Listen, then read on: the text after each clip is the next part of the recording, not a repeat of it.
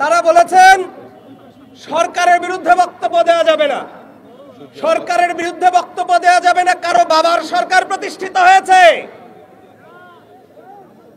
হাসিনার সরকার, যার বিরুদ্ধে সমালোচনা করা যাইত না, 7 বছর প্রতি ঘটনায় মাইর খাবার পরেও রক্তাক্ত অবস্থায়ও রাজপথে দাঁড়িয়ে আমরা আন্দোলন সংগ্রাম করেছি। হাসিনার রক্তচক্ষু আমাদেরকে ভয় দেখাইতে পারে নাই। আর এখন বর্তমান সরকারের কিছু অবৈধ পুত্র জন্ম নিচ্ছে। বিপ্লব পরবর্তী সময়ে বিপ্লবের নাম দিয়ে 5 আগস্টের পরে গণ অভ্যুত্থানের নাম দিয়ে কিছু গজিয়ে ওঠা পরগাছা সংগঠন দেখতে পাচ্ছি।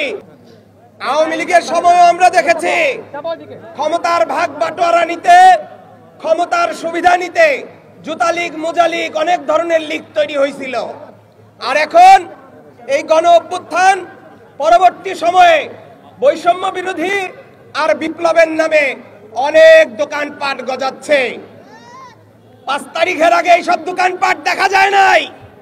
5 তারিখের আগে ছাত্র জনতার কোনো ব্যানার দরকার হয় নাই, কোনো দোকানের দরকার হয় নাই।